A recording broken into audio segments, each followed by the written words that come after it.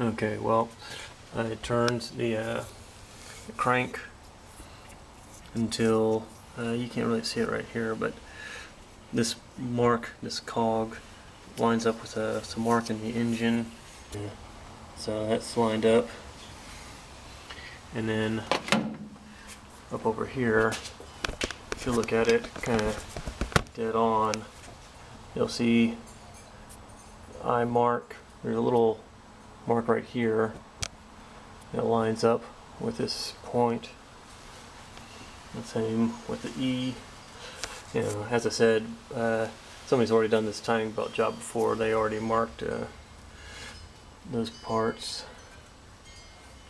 So that's pretty much it, top dead center. Now what we need to do is to use these two crescent wrenches. There are some lobes on the cam right here and here. What you do is you put two crescent wrenches like that, and then use a C-clamp to hold it all together. That way it locks the cams in place. Before attempting to remove the crank bolt, Miata.net's garage section recommends putting the car in 5th gear and setting the parking brake.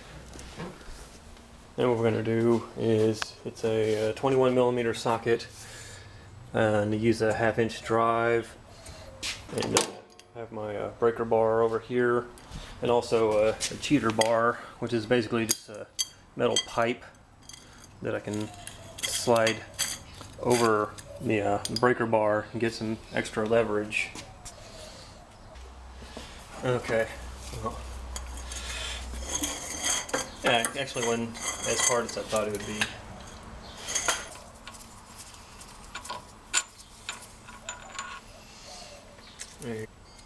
Then we need to take this backing plate off, which basically what I'm doing right now is just slowly kind of working this back and forth to get the pulley boss off. There. Looks like the Woodruff key is coming with it, and this little key right here. And make sure that it's nice and clean, it isn't bent or scored up. And also keep track of how it came out. Take a look at the keyway itself and see if it's kind of chewed up or anything. It doesn't appear to be. For the key itself, this piece, what I'm going to do is mark it, and just to make sure it goes in the same way. So I'm just going to mark one side. So this is going to be my top. Go in like that. I've marked my keyway. Now the next thing to do is relieve the loosen up the spring tensioner pulley.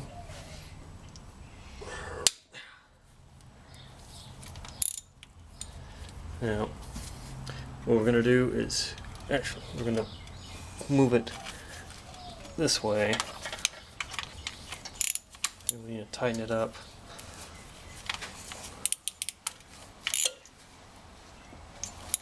That way, it'll produce enough slack in the belt that it can be removed. So what I'm going to do is slowly move it all at once, alternating between the cam gears and the main gear until the belt comes off, like so. Switched over to using my breaker bar and to hold on to the crescent wrench with one arm, and use the breaker bar on the other one, and just slowly kind of ease into it and try to keep the cam from turning. There. On the inside of the dowel, on the inside of the cam, there's a little dowel pin that lines up, just like that. And just remember, which side is which. I got the cam pulleys off. And take a look and see the condition of the seals. This one's fine. This one right here obviously has a pretty bad leak around here, so we're going to pull off the cam seals. I've been trying to figure out a way to get the seal out. So what I'm going to try is using my little hook set. I don't want to gouge the surface of here of the cam or the inside of the seal. So I want to try to dig into the seal itself, the rubber part.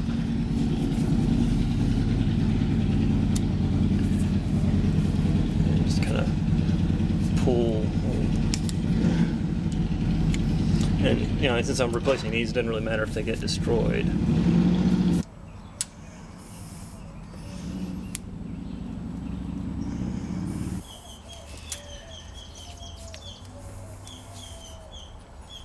I managed to make it work on the other seal. I guess I was just lucky, but I was able to pry it out and get it out pretty clean. Another method that people have talked about is removing the cam cap, and then from there you can just basically push it off. Okay, well, I guess I just changed my mind. I thought I'd give it one more shot using that method where I was trying to dig it out and pry it out, and it eventually worked. The next step is going to be removing this plate here so we can access the water pump. Also, since I'm replacing the water pump, I'm going to be replacing the spring tensioner pulley and the spring as well, so I might as well just take those off now. Okay, well, I removed all the pulleys from the water pump and these 4 bolts over here. I forgot about, there were 2 that go over here. They're kind of a pain, but I finally disconnected all that. And then there's another bolt off over here that connects to the alternator bracket. Make sure to get that one. And then after that, everything just kind of comes out. Now, during reassembly, when you get your new water pump, there's an O-ring that should go around this pipe right here. You can tell this one's kind of crushed down. So let's go ahead and peel this off and so we can get the new one on. The next step from here would be to finally tackle the front main seal.